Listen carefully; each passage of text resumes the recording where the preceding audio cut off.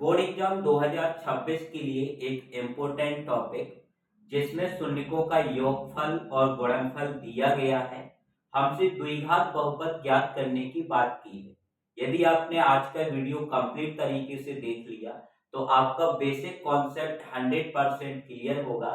जैसे बेटा यहाँ पे हमें दिया गया है शून्यकों का योगफल 1/4 और शून्यकों का गुणनफल -1 है। अब हम द्विघात बहुपद को कैसे बनाएंगे, तो इसके लिए सबसे पहले हम मान लेंगे कि माना कि द्विघात बहुपद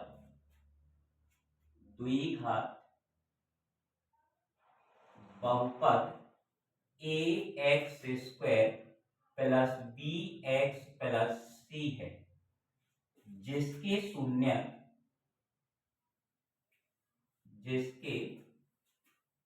शून्यक अल्फा तथा बीटा है। शून्यक क्या है बेटा? अल्फा तथा बीटा है।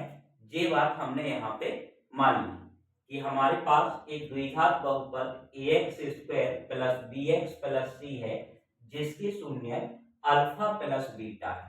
अब हम जानते हैं कि शून्यकों और बहुपदों के गुणांकों के बीच में दो संबंध होते हैं।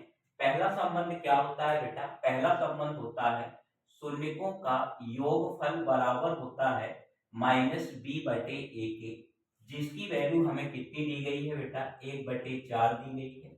दूसरा जो संबंध होता है वो अल्फा गुणे बीटा, जो कि c/a होता है, जिसकी वैल्यू हमें कितनी दी गई है? -1। अब यहाँ पे हमें क्या करना है? ध्यान देना है कि दोनों बटे में a है। इसका मतलब है दोनों के बटे में बराबर संख्या होनी चाहिए। जैसे यहाँ पे 4 है, यहाँ पे कुछ नहीं है, तो हम 4 बनाने के लिए नीचे 4 का गुणा करेंगे तो ऊपर भी करना पड़ेगा। तो ये -4 बटे में क्या हो जाएगा? 4। अब हम इसकी तुलना करेंगे तो आप देख सकते हो कि a का जो मान है वो 4 हो गया। b का मान अगर हम यहाँ से निकालें तो माइनस का इस साइड लगा है, इसको हटा के और इस साइड लगा देंगे, यानी b का मान -1 हो जाएगा और बेटा c का जो मान है वो भी -4 हो जाएगा। अब हमें a b c के मान माने हुए बहुपद में जो है वो रख देना है। तो a का मान कितना रखेंगे बेटा? 4 रखेंगे।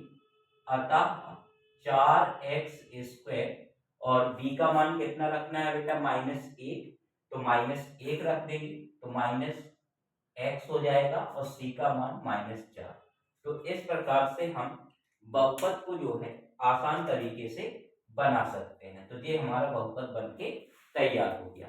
वीडियो अच्छी लगी तो वीडियो को लाइक जरूर कीजिए।